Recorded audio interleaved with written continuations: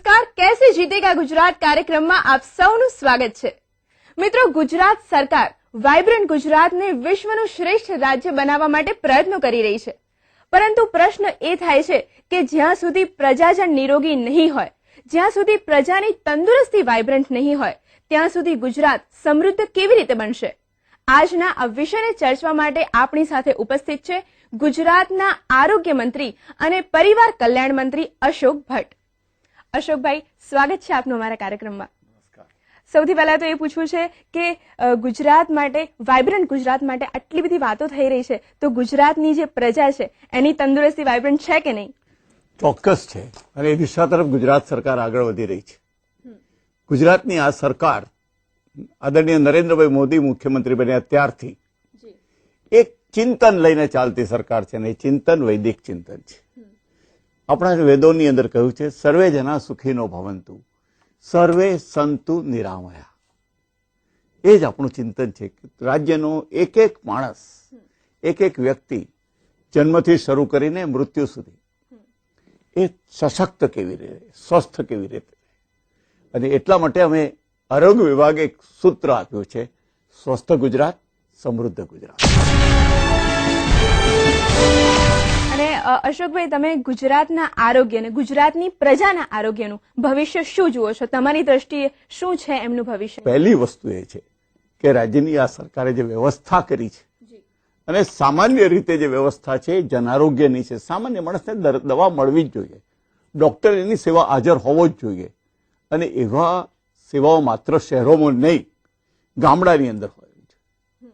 રાજ્યની સરકારના આરોગ્ય વિભાગે 7,274 પેટા આરોગ્ય કેન્દ્રો અને 1,073 પ્રાથમિક આરોગ્ય કેન્દ્ર, એટલે દર 25,000ની વસ્તીએ એક પ્રાથમિક આરોગ્ય કેન્દ્ર હોય, અને રાજ્યની અંદર 273 તાલુકા સ્થાનો ઉપર સામૂહિક આરોગ્ય કેન્દ્રો। આપણા રાજ્યની અંદર જિલ્લા અને મોટા શહેરોની અંદર રાજ્ય સરકારની 58 જિલ્લા કક્ષાની હોસ્પિટલો, સિવિલ હોસ્પિટલો છે, અને એમાં પણ એનાથી આગળ જઈને 6 મેડિકલ કોલેજો, અમદાવાદ, વડોદરા, સુરત, રાજકોટ, ભાવનગર, અને અમદાવાદ મ્યુનિસિપલ કોર્પોરેશન અને સુરત મ્યુનિસિપલ કોર્પોરેશનની એમ થઈને 8 મેડિકલ કોલેજોની સાથે જોડાયેલી સ્પેશિયાલિટી સાથેની હોસ્પિટલો।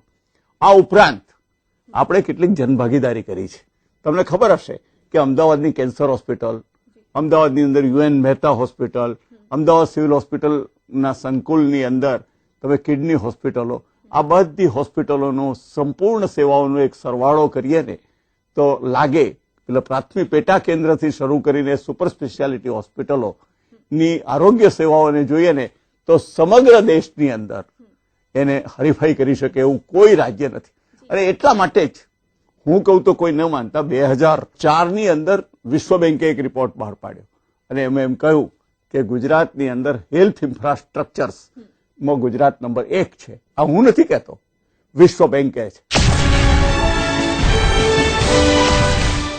અશોકભાઈ, તમે હોસ્પિટલની વાત કરી, ગુજરાતના વ્યક્તિઓના આરોગ્યની વાત કરી, તો એ પ્રશ્ન પણ થાય છે કે સામાન્ય માણસ માટે આર્થિક સમસ્યા બહુ મોટી સમસ્યાઓ છે, સાથે સાથે જ્યારે હોસ્પિટલમાં જાય છે ત્યારે ડોક્ટર એમની સાથે સારું વર્તન કરે, હોસ્પિટલ ચોખ્ખી હોય, એ બધી બાબતો પણ એટલી જ જરૂરી છે। તો સરકારે એના વિશે શું વિચાર્યું? એના માટે એક સરસ મજાની દરેક હોસ્પિટલમાં કામ કરતા કર્મચારીઓ માટે અમે તાલીમી વ્યવસ્થા બનાવી છે, અને જન આરોગ્યની તાલીમી વ્યવસ્થાની અંદર પણ ગુજરાત નંબર 1 રહ્યું છે કે આ હોસ્પિટલ્સની સેવા એક, અને જન આરોગ્યની સેવાઓને જે છે કે કેટલાક રોગો આવે ત્યાં અટકાવવા પડશે, આવ્યા પછી રોગોને રોકવાનો પ્રયત્ન કરીએ તો એ ખોટું છે।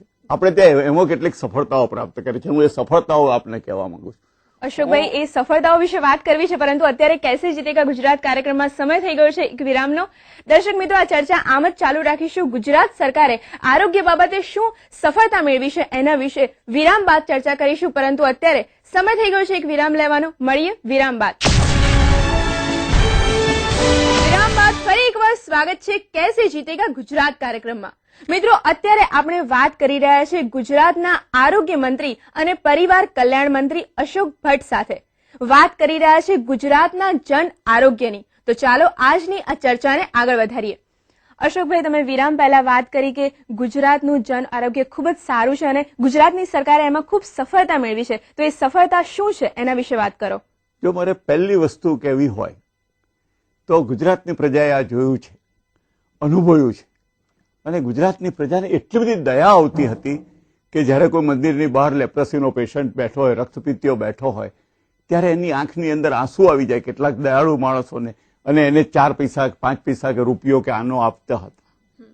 આજે ગુજરાત સરકાર કહી શકે એમ છે ગૌરવપૂર્વક કે ગુજરાતની અંદરથી આપણે રક્તપિત્તને અલવિદા આપી છે. ગુજરાતની અંદર 1985માં દર 10,000 21 લોકોને લેપ્રસી થતો હતો, રક્તપિત્ત થતો હતો, અને આજે 2006ની સાલની અંદર 0.76 લોકોને 0.76 લોકોને રક્તપિત્તનો દર્દ થાય છે. એટલે ગુજરાતની સૌથી પહેલી સફળતા એ રક્તપિત્તને નાબૂદ કરવામાં છે. અને પૂર્વ રાષ્ટ્રપતિ કલામજીએ તો ગુજરાતની પ્રશંસક એટલા માટે બન્યા કે એમણે જ્યાં જ્યાં એમને તક મળી ત્યાં ત્યાં એમણે ગુજરાતને રક્તપિત્ત વિહોણું, રક્તપિત્ત મુક્ત રાજ્ય તરીકે ઓળખાવ્યું. મને લાગે છે કે આનાથી વધારે કોઈ ગૌરવ ગુજરાતના આરોગ્ય ખાતા માટે ન હોય. અને એટલા માટે જ જાપાનના શાસકોએ મુખ્યમંત્રીશ્રી અને મને આવીને એવોર્ડ આપ્યો કે ગુજરાતની સરકારે રક્તપિત્ત મુક્ત કર્યો. અશોકભાઈ, એ વાત કરવી છે કે રોગચાળાના ઘણા બધા પ્રકાર હોય છે, મલેરિયા, ડેન્ગ્યુ, ચિકનગુનિયા, આ બધું ગુજરાતમાં થયેલું છે, તો એને રોકવા માટે સરકારે શું કર્યું છે? 96-97ની અંદર રાધનપુરની અંદર એ મુખ્યમંત્રી ત્યાંથી ચૂંટાયા હતા. મારે નામ નથી દેવું. રાધનપુરમાંથી મુખ્યમંત્રી ચૂંટાઈને ગાંધીનગરની અંદર રાજ કરતા હતા ને, 1 મહિનાના મેલેરિયાની અંદર 300 કરતા વધારે મૃત્યુ એકલા રાધનપુરથી માંડીને એટલા તાલુકામાં થયા હતા. ઐતિહાસિક ઘટના છે, ઐતિહાસિક કરુણ કથા છે. ઇતિહાસની, આરોગ્યના ઇતિહાસની એ સૌથી કરુણ કથા. આજે ગુજરાતની અંદર આપણે ચિકનગુનિયાને રોકી શક્યા છીએ, આપણે ડેન્ગ્યુને રોકી શક્યા છીએ, આપણે મેલેરિયાને આવતો અટકાવી શક્યા છીએ. બર્ડ ફ્લૂ તમે થોડા ગયા વર્ષે જોયું હશે કે નવા ગામના આરે આવીને ઉભો હતો અને ત્યાંથી આપણે આગળ આવવા ના દીધો. એવો જ એક મોટો રોગ વર્ષો પહેલા એક એવી પરિસ્થિતિ હતી કે એને કારણે સેંકડો મૃત્યુ થતા હતા, એની કોઈ સેવાની સગવડ જ નહોતી, એ લેપ્ટોપાયરોસિસ. હવે ગુજરાતની અંદર લેપ્ટોપાયરોસિસની સામેના જંગની અંદર પણ આપણને સફળતા મળી છે. એટલે આ પ્રકારના જે રોગો છે, જે પાણીજન્ય રોગો છે, મચ્છરજન્ય રોગો છે, એને રોકવામાં આપણે ખૂબ સફળતા પ્રાપ્ત કરી છે. આરોગ્યની બાબતે ગુજરાતની પ્રજાએ ગભરાવાની કોઈ જ જરૂર નથી, કોઈ જરૂર નથી. એથી આગળ ચાલીને હું કહું છું કે ગુજરાતની અંદર તમે સિવિલ હોસ્પિટલ અમદાવાદની અંદર આજે જાઓ, તમે પાલનપુરની હોસ્પિટલમાં જાઓ, તમે વડોદરાની હોસ્પિટલમાં જાઓ, મારે ત્યાં સેવા લેવા માટે મધ્યપ્રદેશથી દર્દીઓ આવે છે, મારે ત્યાં સેવા લેવા માટે રાજસ્થાનના દર્દીઓ આવે છે. અન્ય રાજ્યોના લોકો માટે પણ ગુજરાતની આરોગ્ય સેવા એ વિશ્વસનીય છે, અને એટલા માટે હવે સૌના માટે જ. જી, અને અશોકભાઈ, છેલ્લે જતા જતા ટૂંકમાં એ કહી દો કે ગુજરાતની પ્રજાના આરોગ્યને, ગુજરાતના જન આરોગ્યનું જે ભવિષ્ય છે એ તમે શું જુઓ છો? પહેલી વાત એ છે કે પોતાનું ઘરનું આંગણું, પોતાનું ઘર, પોતાનું ગામ, પોતાનું શહેર નિર્મળ રાખે તો નિરામય ગુજરાત મળે, એવો મંત્ર રાજ્યના મુખ્યમંત્રીશ્રીએ ગામડે ગામડે જઈને આપ્યો. પરિણામ એ આવ્યું કે મારી હોસ્પિટલોની અંદર ને મારા સરકારી દવાખાનાઓ અને ખાનગી દવાખાનાઓની અંદર પણ 40% દર્દીઓ ઓછા થયા. આ બતાવે છે કે આગલા 2005 અને 2006ની અંદર જે દર્દીઓની સંખ્યા હતી ને એમાં 40% ઘટાડો થયો. આ બતાવે છે કે રાજ્યનો મુખ્યમંત્રીશ્રી એક આદેશ આપે અને બધા લોકો પોતાના ઘર ચોખ્ખું રાખતા થાય, પોતાનું આંગણું ચોખ્ખું રાખતા થાય, પોતાના ગામ ચોખ્ખું રાખતા થાય, અને ગુજરાતની અંદર નિર્મળ ગામ બને. એટલે બે ધડક એવું કહી શકાય કે ગુજરાતનું આરોગ્ય, ગુજરાતના આરોગ્યનું ભવિષ્ય ખૂબ જ સુંદર છે.